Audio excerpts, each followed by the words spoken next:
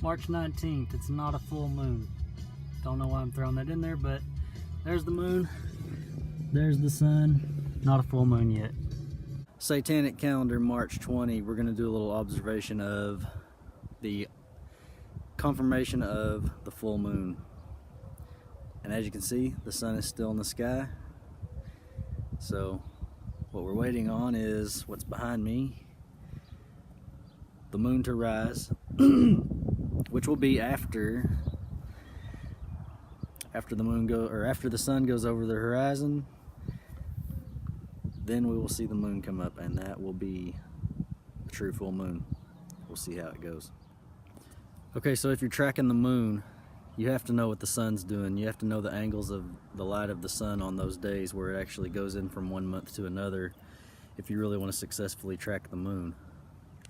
And with the moon, it moves so fast from its north to south when it does that you really got to be on your game. So in the last 2 years, I've followed the sun and checked its angles, say like on day 30 of the first month. Get the angle of it, and then you know that's the last day it's in gate 4. And you just follow it throughout the year just like the Enoch calendar lays it out. But you collect your data from the sun, and then you can track the moon. Makes it a lot easier. You know that if you're on the right day and you have an angle, you are right on with the angle that you need to track the moon. You just use your angle and the moon to see where you're at when you're actually checking the moon. And later tonight I'll be checking the moon just to see where it relates to the sun's position on this day, which is supposed to be setting in 3 and tomorrow will rise in 4. So we'll see how it relates. I'm not sure how east-west this road is, this street, but I am guessing the sun to set on the horizon over there, somewhat close to the line of this ditch or this curb. We'll see how that goes, and if it goes like I'm guessing it will, based off of the moon last night, it'll rise somewhere right through those trees. Close, if not, real close. We'll see.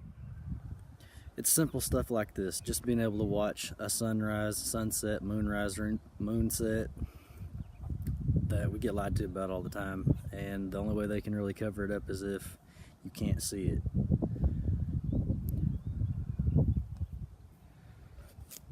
But of course they cover it up by just telling so much bullcrap about what really goes on and the truth. So only the people that are interested in looking, who are hungry and thirsty for God's righteousness, they're the only people going to find it. So that is that. Well, this obviously is not my neighborhood, but it provides a lot better view than what I get at home. For collecting information such as this, that's why I'm here. The sun's still in the sky, not over the horizon yet, and just want to throw down some of my 2 cents on the sun and the moon. That's kind of like this. It's like backwards of a clock. The sun keeps track of days, months, and years, and the moon is kind of like the hour hand on a clock. It helps keep track of time on a much larger scale than just days, months, and years.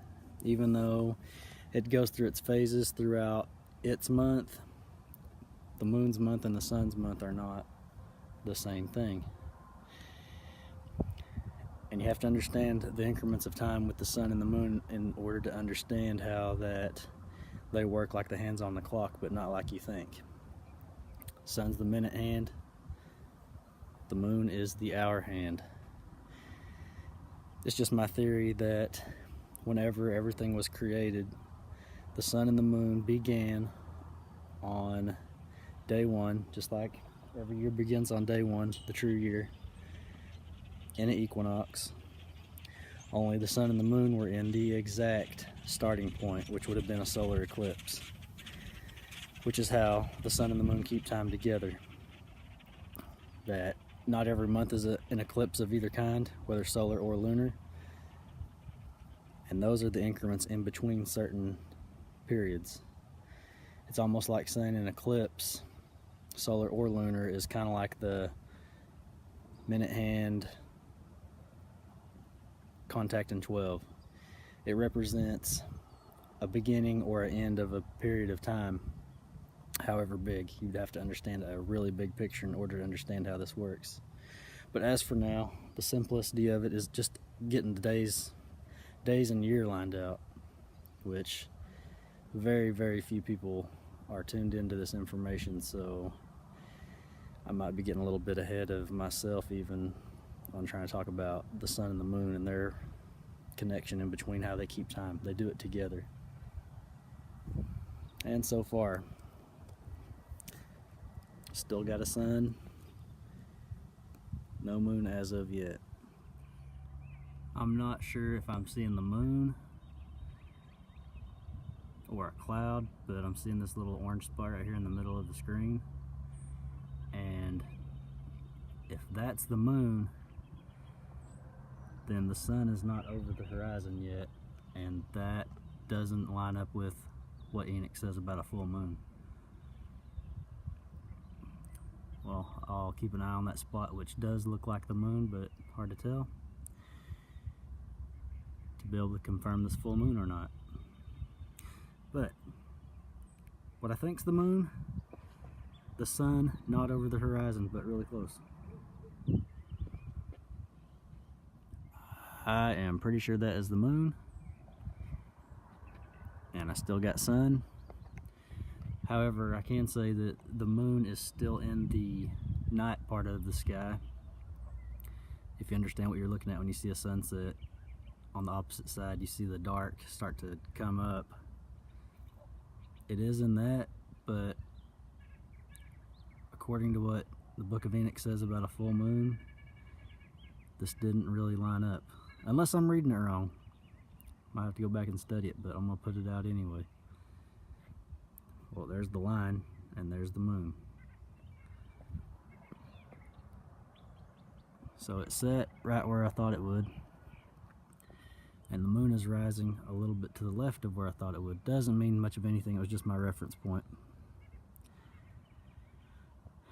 So anyway, I'll check that out again. I'll go over that reading of a full moon again. I'm not putting nothing in stone, but we'll just go from there. And these may not be the truest of horizons. That hill might be a little higher than the actual horizon. That hill might be a little higher than the actual horizon, but either way, the moon still would have rose in the east before the sun went down. Either way, even if my horizon by these hills and trees is higher than the actual. So anyway, like I said, I'm going to have to study into that and double check myself on the authenticity of a real full moon, and we'll go from there. So anyway,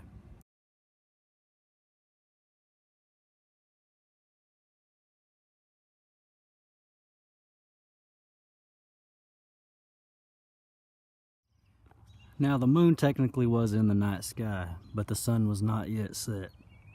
I guess the complete excuse me.